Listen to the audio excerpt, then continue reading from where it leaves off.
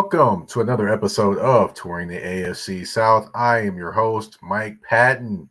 And like I mentioned previously, I'll be coming to you, whether it be weekly, bi weekly, something like that, with some AFC South news and notes. Of course, talking about the moves in the AFC South and potential moves as well. I'm going to open up the show, of course, thanking everyone for tuning in. And of course, you can find Touring the AFC South on all your listening platforms, whether it be Spotify, Apple Podcast, iHeartRadio Music, and of course, you can find us on YouTube, where you can see my smiley face. But of course, we do have to get into some news and notes of the AFC South. One of those news and notes, of course, the Titans have finally hired an offensive and defensive coordinator. Now, as far as the offensive coordinator, that would be Nick Foles. Now, he is the Jaguars pass coordinator. As you can see, the Jaguars had a pretty nice passing game, including a career year from Evan Ingram, which last 2 years he's been very, very good for them. I believe Mr. Nick Foles actually played a integral part in him being who he is. So, with the Titans wanting to be more effective in the passing game, it's great that they're bringing in someone that can actually grow the passing game and work with Brian Callahan to grow that passing game and to get it to the levels that they want to get it to. Because let's not, beat around the bush or anything like that. The Tennessee Titans are trying to change their offense to be more dynamic in the passing game. Why not bring in an offensive coordinator that has worked with the Jacksonville Jaguars, a team in the division that has gotten pretty solid play out of tight ends and wide receivers? I mean, you forget Christian Kirk is a very, very talented wide receiver that plenty thought was, the Jacksonville Jaguars are crazy to pay him like a number one wide receiver. Well, the numbers didn't lie. He played like a number one wide receiver. Calvin Ridley, guy that has been out of football a couple years, comes in, plays well. This year, over 1,000 yards. And like I mentioned previously, Evan Ingram, he goes and becomes one of their more reliable weapons. 100 receptions this season. Previous year, of course, had a very, very good year after basically being just discarded by the New York Football Giants. Not to mention, you do have Jamal Agnew, who was more of a return guy, things like that, converted to a wide receiver, and of course, look at the development of him. So Nick Foles has some definitely some things behind him that bode well, and in my opinion, it's a guy that can help develop the passing game and do the things that Brian Callahan wants to do.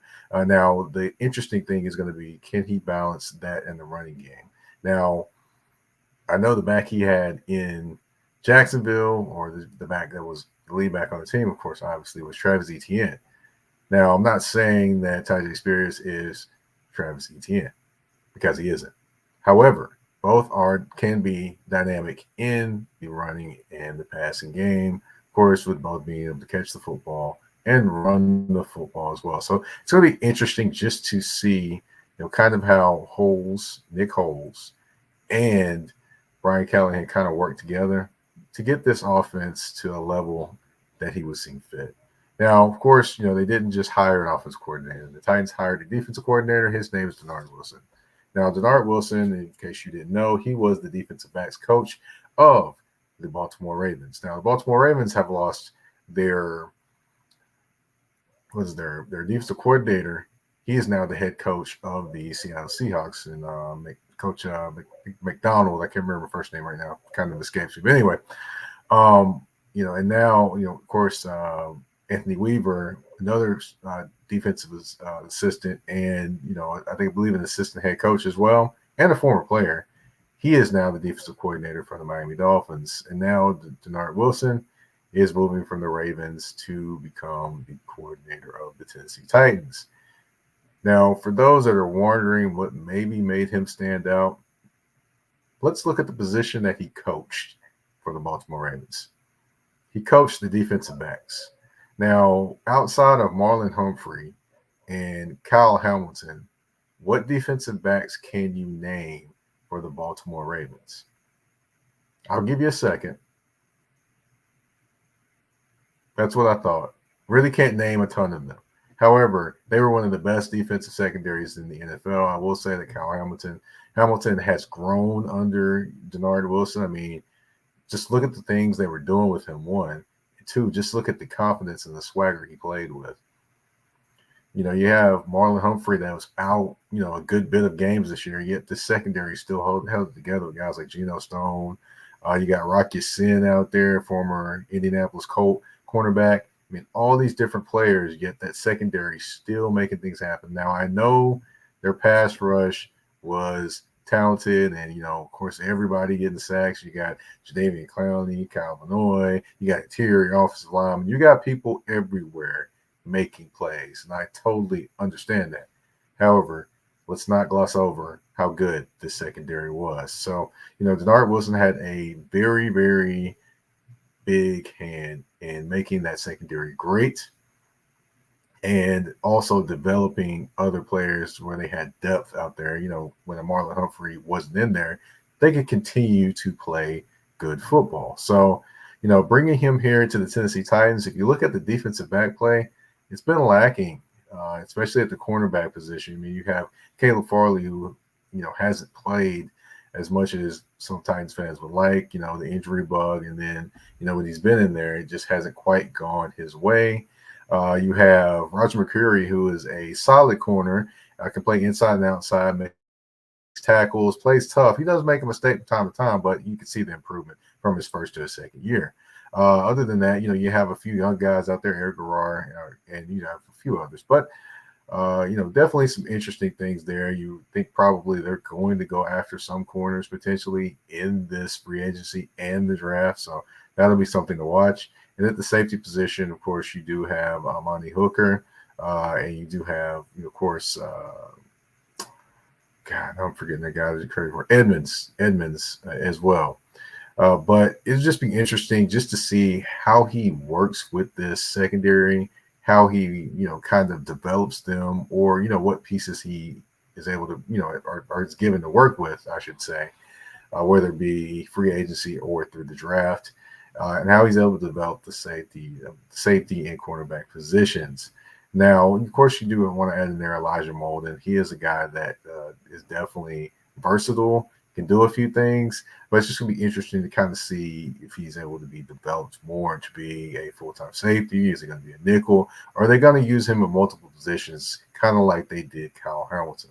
Just throwing some thoughts out there. I'm not saying that they're going to do this. I'm just, with Elijah Molden and the different things that he's been able to do over his career, when he came in as a corner, then he could play safety, then he played the nickel as well. I mean, you may as well use the versatility if you have the versatility. Now, the biggest thing is, can he handle doing all those things and being versatile if it is to happen? Now, again, I mentioned, I don't know how they're going to use Elijah Molden. I'm just kind of purely speculating just off the things that I know about Elijah Molden and the things that I see in terms of Elijah Molden. Okay, that's all I'm doing.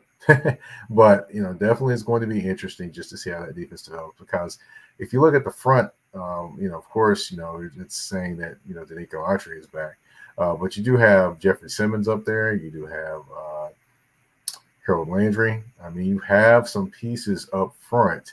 You have some choices to make up front as well, because of course you have a couple free agents. But anyway, you do have some pieces there. Of course, saying they do bring back Aziz. I'm going to say that they will bring back Aziz. I don't know this for certain, but I think it would be a great move to bring him back. But anyway, if you bring him back and bring in another linebacker beside him, then you're rocking when it comes to your front. Your front. Now you just have to make sure to shore up the back of that defense. It'll be interesting just to see what happens, who they spend money on, who they decide to bring in. Who knows? Patrick McQueen could come here. I don't know this. I'm just throwing that name out there. Maybe some Titans fans like that or not. But anyway, it'll just be interesting just to see what happens, what schemes he kind of brings in, whether he kind of mix and matches players or not. It's just his defense, his first time doing it. It's going to be great to watch what he is able to make happening. Now, I want to flip on the other side of that and talk about Titans coordinators that are not here. Now, there are two of them, and actually two of them, I believe, got hired by the same team. That would be Shane Bowen. I believe he is the new defensive coordinator for the New York Football Giants. If I'm wrong, hey, somebody correct me. But anyway, it'll be interesting just to see what he does with those pieces up there. Of course, he wasn't necessarily the most blitzing guy when he was here in Nashville. He does have some pieces that he could potentially work with there. It'll be interesting to see if they go full out to a 3-4 or they stick with kind of maybe doing a hybrid style of defense. Just be interesting to see and watch and kind of see that team develop as they go forward. I'm just interested just to see what he's able to do with that defense. Of course, I believe Adoree Jackson is still there, so it'll be interesting. He'll have a reuniting with Adoree Jackson, who used to be a Tennessee Titan as well. So it'll just be interesting to see what he's able to do to develop that team. Also, kind of offensively, their new tight ends coach is Tim Kelly, who is the former offensive coordinator of the Tennessee Titans. Of course, it'll be interesting just to see how he's able to develop that position with the pieces that he may or may not have. And then also what he's able to bring in terms of his expertise offensively to Mike Kafka, who is staying on to be the offensive coordinator for the Giants. It'd just be interesting just to see that development, see he's able to kind of make more of the position, and then just to see how him and Kafka work alongside each other. Now, Tim Kelly has been an offensive coordinator a couple different times within the AFC South, being with the Houston Texans and the Tennessee Titans. And it's just going to be, he's in a different role. So he doesn't really have the game plan really much as an offensive coordinator would. So it'll be interesting just to see him in a singular role instead of worrying about all the different pieces of the offense. Now, we're going to take a quick commercial break. And when we come back, we're going to talk a little bit of free agency. Yes, AFC South style. We did offense last time. We're going to go 2 defensive players this time on Touring the AFC South with your host, Mike Patton. We'll be right back. A shift. A shift is something that happens and changes the dynamics. And that's what happened when Garrett Logistics was born. After 10 years as a sales pro in the logistics world of sporting goods, John Garrett decided to pivot to the world of freight and start a brokerage. So you're saying to yourself, why trust Garrett Logistics? Well, Garrett Logistics helps shippers improve overall workflow, along with increased on-time pickup and delivery percentages. Last-minute loads, multi-drop pickups, and more are part of the services with Garrett Logistics. They're available Monday through Friday, 7 a.m. to 6 p.m., and Saturday, 8 a.m. to 12 p.m., all times Central Standard Time. So give them a ring at 615-400-8484. That's 615-400-8484, or you can email them at john@garrettlogistics.co or visit their website at garrettlogistics.co. Garrett Logistics, where the motto is, it's not just freight to us, it's your business.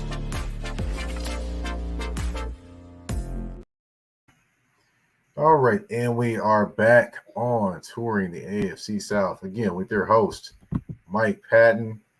And of course, we're going through AFC South news and notes. And there are 2 defensive players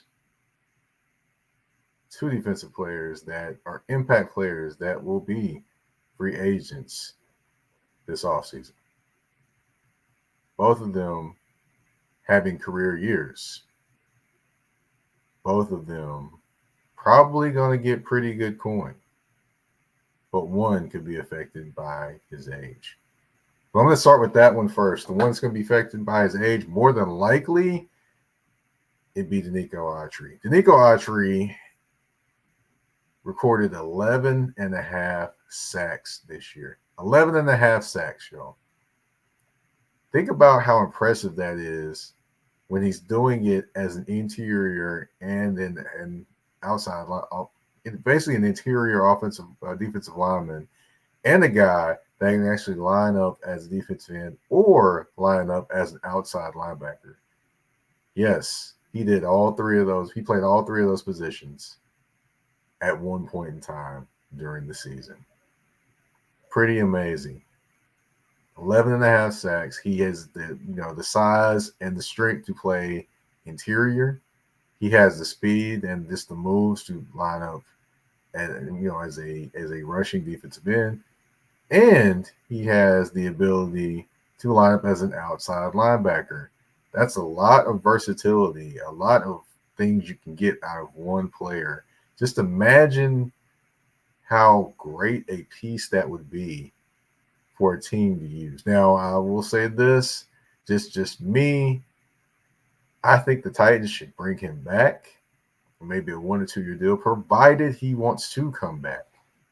Just wanted to say that. Now, I will tell you that Danico Autry is a man of few words, so we don't know what's going on between his ears right now. We don't know what his thoughts are. We will just have to watch and let it play out. I mean, for those that remember, he had a pretty quiet free agency when he landed here in Nashville a few years back.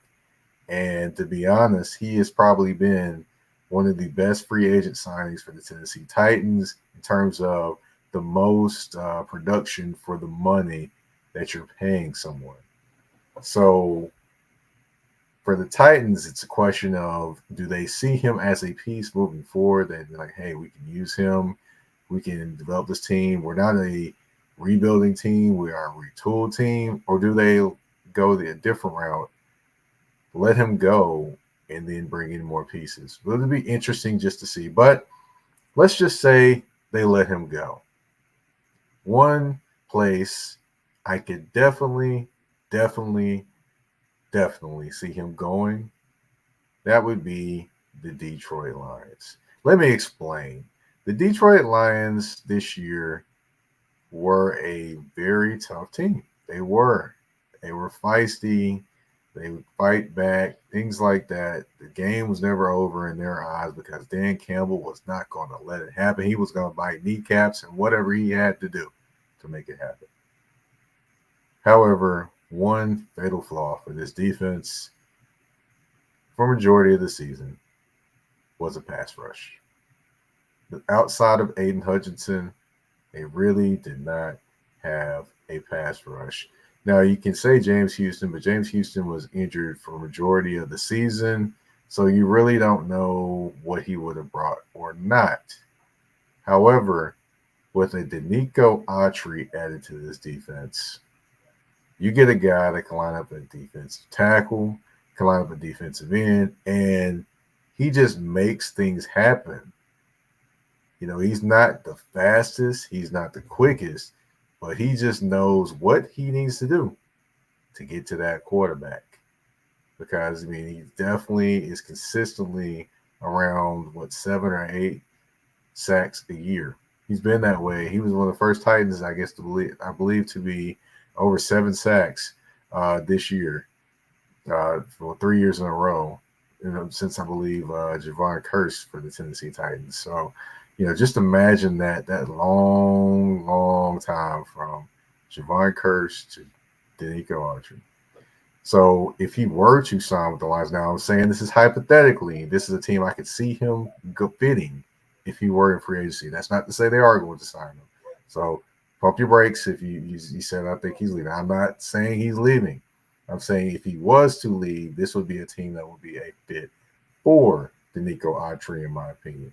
So that would he would basically bring someone else to take advantage of the attention given to Aiden Hutchinson while being able to camouflage the secondary of the Detroit Lions. Now, I don't know what they plan to do this offseason, but it wasn't pretty in that Detroit Lions secondary, and they do definitely need to think about what they want to do there.